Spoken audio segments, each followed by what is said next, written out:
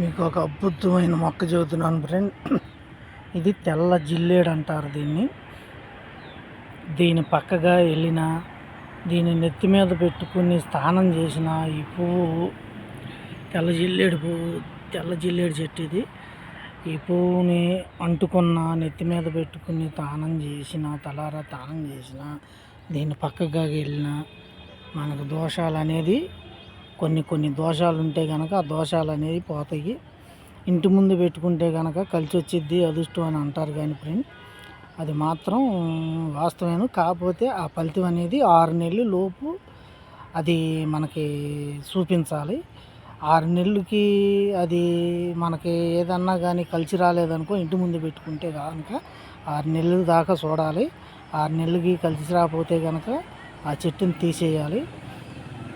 తీసుకొచ్చేటప్పుడు కూడా నెల పొడుపు సోమవారం రోజు తీయాలి దీన్ని. మళ్ళీ తీసేటప్పుడు కూడా నెల పొడుపు సోమవారం, ఆదివారం అయినా పర్వాలేదు ఫ్రెండ్.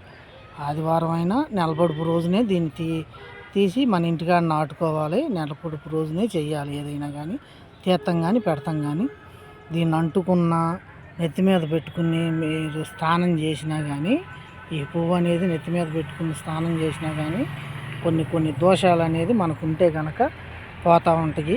బయటికి వెళ్తే కనుక ఏంటి గ్రహం పట్టిందారని ఇవాళ పనులు అవ్వలేదు, ఏం అవ్వలేదు అని అనుకుంటాం కదా.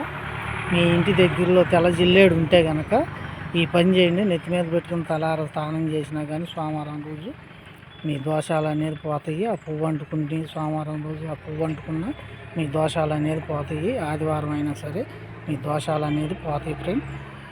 మరి ఇది శ్రీశైలంలో తీస్తున్నాను. శ్రీశైలంలో కాపాడింది ఇది నాకు. అందుకని తీసి వీడియో పెడుతున్నాను. మరి కొన్ని వీడియోలు కావాలంటే కనుక లైక్ కొట్టి బెల్ ఐటమ్ కొట్టండి ఫ్రెండ్. నోటిఫికేషన్గా వస్తాయి నా వీడియోలు.